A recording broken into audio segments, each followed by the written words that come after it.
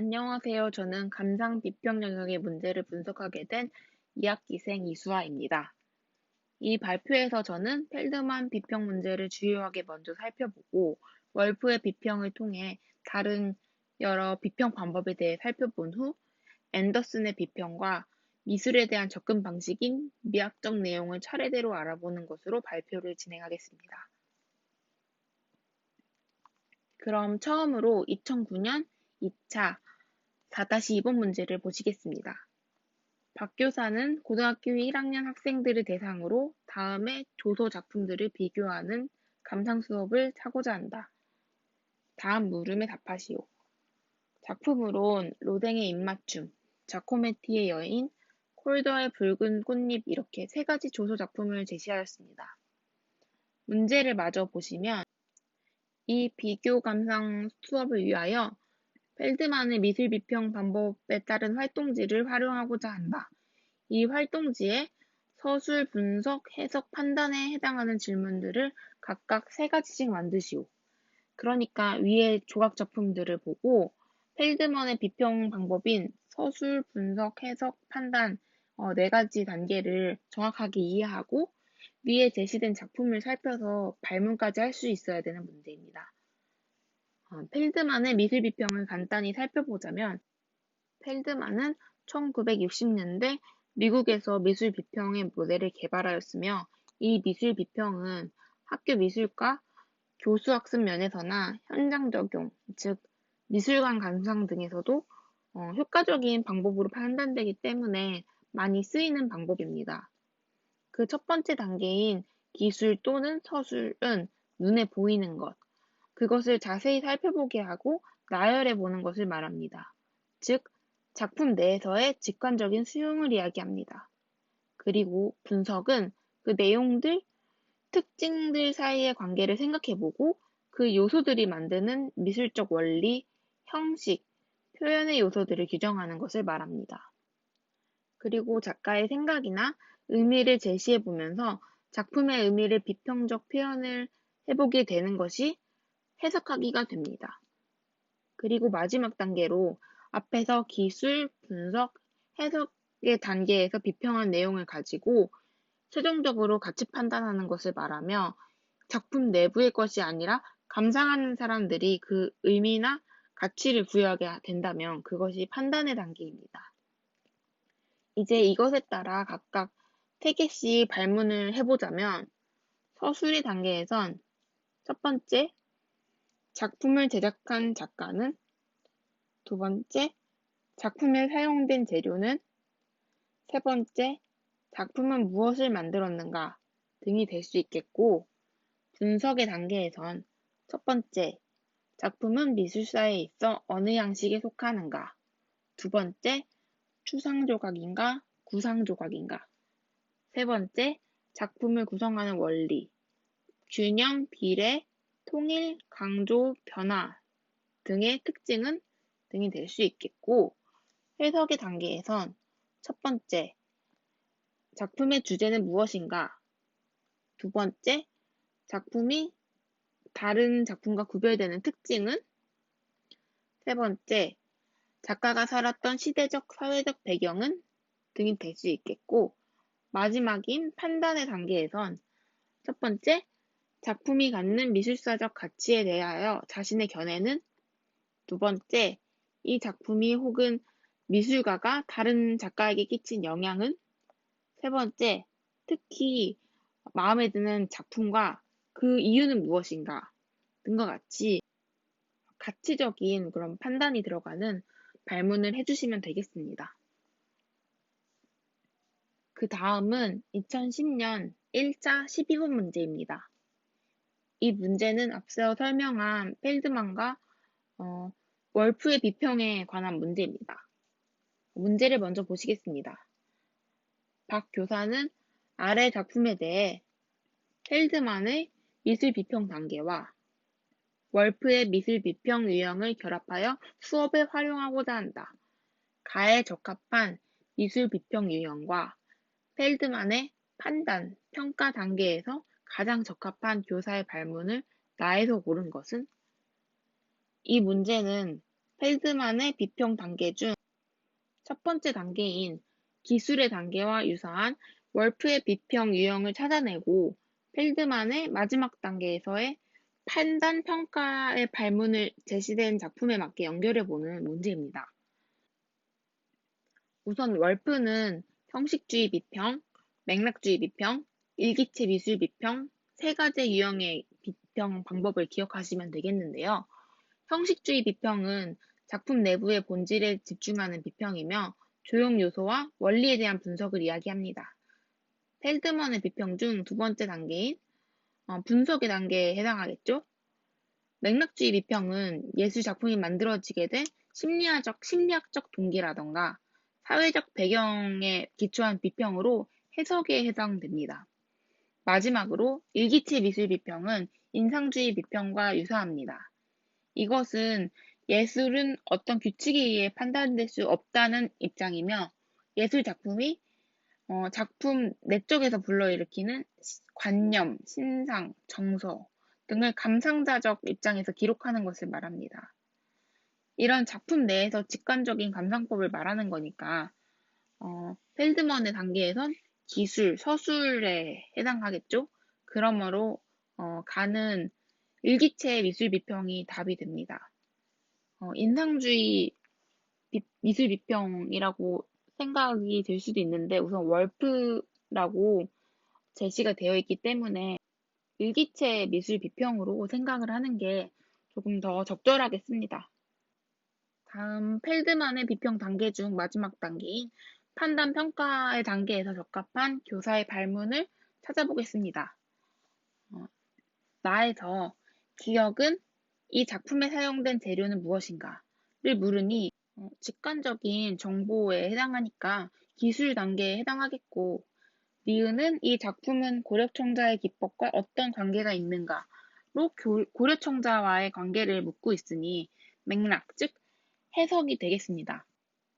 디귿은 이 작품이 미술사적으로 어떤 가치가 있다고 생각하는가로 가치를 묻고 있으니 판단의 단계가 됩니다. 마지막 리을은 이 작품의 제작 목적은 무엇인가, 작가의 제작 의도를 묻고 있으니 해석의 단계가 됩니다.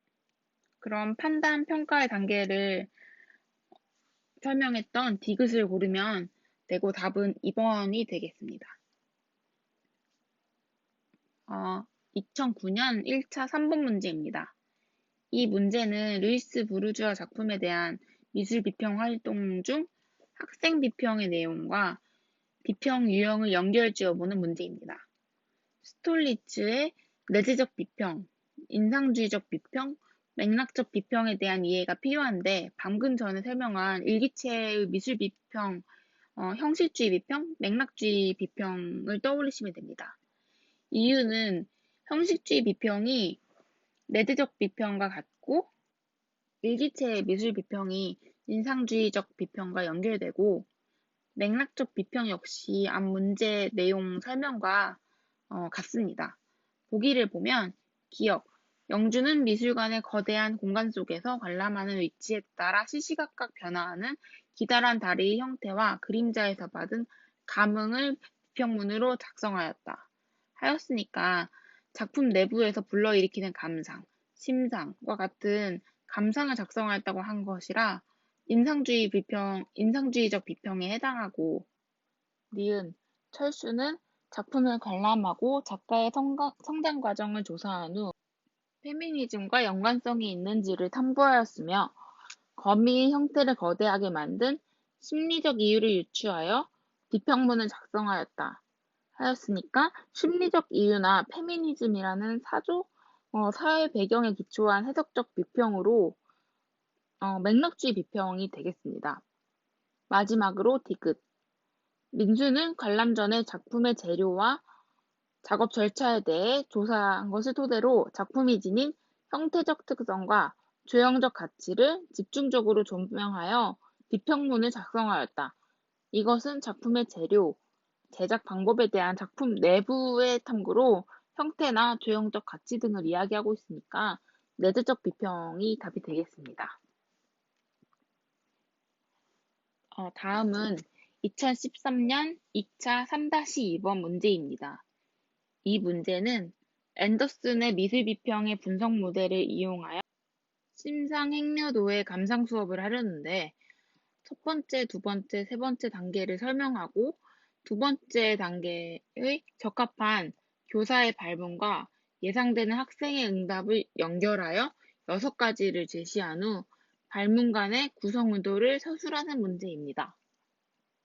앤더슨은 펠드만의 인지적인 비평과 비교되게 감정이나 처음 느꼈을 때의 인상, 이런 것에 집중했고 그것이 첫 단계로 연결되어 그것을 반응이라고 부릅니다. 한 작품에 대한 반응해 보이는 단계로 처음 작품을 보았을 때 일어나는 개인적 반응을 전략적으로 이용합니다. 두 번째 단계는 기술, 묘사의 단계로 미술품의 내용과 형식, 도형 요소, 기법과 재료 등을 자신의 반응과 관련지어 탐색하도록 하는 단계입니다. 또한 작품 제작의 상황, 작품의 기능과 목적, 작품의 사회적 의미 등에 대해 논의할 것을 제안하는 단계입니다. 구체적으로는 4가지를 나눠 이야기할 수 있는데 첫 번째는 명백한 주제적, 형식적, 기교적 특성들, 그리고 두 번째는 형식과 이미지 간의 형식적 관계, 그리고 세 번째는 형식적 특성, 즉 형태, 색, 주제, 그리고 이것들의 관련성을 통한 의도된 효과, 그리고 네 번째는 기술, 맥락의 검토, 역사적, 문화적 맥락이 있습니다. 구체적인 각각의 발문 내용들은 보충 자료에 마저 올려놓겠습니다. 세 번째는 해석의 단계로 작품이 무엇을 의미하는가에 대하여 형식, 구성, 기교, 미학적, 감성적 효과, 그리고 맥락적 정보의 증거에 기초하여 최상의 추측을 하는 것입니다. 이 단계는 가장 어려우나 궁극적으로는 가장 의미가 있는 단계입니다. 문제는 없지만 마지막 단계까지 이야기를 하면 평가의 단계가 있습니다. 감상자들의 입장에서 개인적 경험, 미학적 판단, 맥락적 판단, 최종 판단이 이루어지는 것을 말합니다. 네, 문제 풀이로 다시 돌아가면 두 번째 단계에 적합한 교사의 발문과 예상되는 학생의 응답을 연결한 발문 6가지는 두 번째 단계가 작품 기술, 묘사의 단계라 작품에 대한 이해가 필요한 부분인데 간략하게 이 작품은 도화서 화원이었던 김명국의 17세기 모시에다가 그린 수묵 단체화입니다. 예시 단반을 마저 확인하시면 내용 설명이 담겨 있습니다. 첫 번째 발문과 예상 답으론 다의 침산 행여도에서 눈에 두드러지게 보이는 이미지, 사물은 무엇인가에 대해 학생들은 바위산, 바위, 나무, 물 등으로 작품에서 보이는 소재 등을 답할 수 있다. 두 번째, 이 작품에서 지배적으로 나타나는 주된 조형 원리는 무엇인가에 대해 학생들은 동세, 대조, 균형, 강조 등으로 다양하게 대답할 수 있다. 세 번째, 바위는 어떤 기법으로 제작되었는가에 대해 부벽준 또는 악착주근으로 제작되었습니다로 답할 수 있다. 네 번째, 이 작품은 누가 만들었는가? 라는 교사의 발문에 대해 학생들은 김명국 또는 이경윤, 이징 등 조선 중기의 절파 화풍을 그렸던 화가들로 답할 수 있다. 다섯 번째, 언제 만들어진 작품이라고 생각하나? 의 교사의 발문에 대해 학생들은 명대 또는 조선 중기 등으로 답할 수 있다. 여섯 번째, 무엇이 타 작품의 제작에 영향을 주었는가의 교사의 발문에 대해 학생들은 명대 절파의 후기 화풍이 영향을 주었다. 라는 답을 할 수 있다. 이 정도의 답을 적으면 되고 발문 간의 구성 의도로는 비평의 단계와 과정들 사이를 구별지어 지도하여 학생들의 내용에 대한 이해뿐만 아니라 인지적 이해를 향상시키도록 했다. 또한 학생들의 다양한 반응을 끌어낼 수 있도록 개방적인 발문을 사용하였다. 정도로 답변하시면 되겠습니다.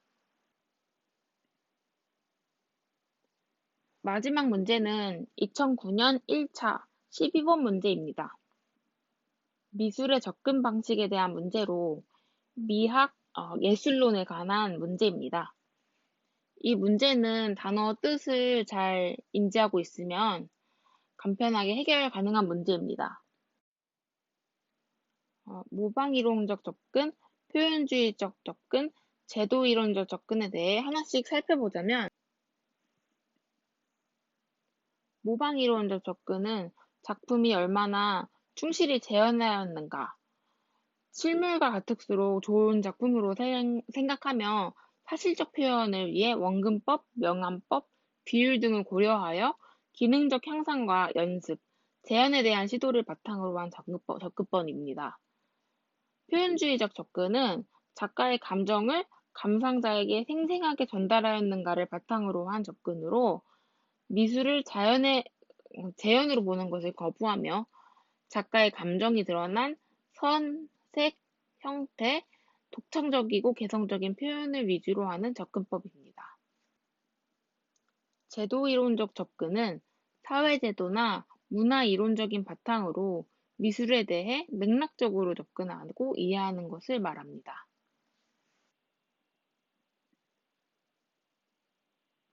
네, 보기에 대해서 하나씩 살펴보자면, 기억, 미술 작품을 누가 만들고 감상하며 정의하는지에 관한 분석을 통해 다양하게 계층화된 문화적 집단에 관하여 토론한다. 그러니까 미술 작품에 대해 이해할 때 사회의 그런 제도의 바탕에서 계층화된 문화적 집단 이렇게 말을 하니까 제도주의적 접근법이라고 생각하면 되겠습니다. 그리고 니은 자신의 내적 경험을 토대로 자연을 해석하여 임의의 색을 통해 독창적인 작품으로 제작한다. 그러니까 여기 내적 경험을 해석해서 작가 나름의 임의적인 색으로 독창적으로 표현을 하는 거기 때문에 이것은 표현주의적 접근이 되겠습니다. 그리고 디귿, 대상을 사실적으로 표현하기 위해 원근법, 명암법, 비율, 음영 등의 규범화된 제작 방식을 익힌다. 그러니까 이 접근 방법은 사실적으로 표현하는 걸 가장 중요하게 생각을 하고 그것을 위해서 어떤 규범화된 방식을 연습하고, 그러니까 원근법이나 그런 방법을 익히는 것을 이야기하니까 이건 모방이론적 접근으로 연결하시면 됩니다. 네, 이렇게 하면 답은 5번이 되고요. 네, 이렇게 저의 발표는 마무리하겠습니다. 감사합니다.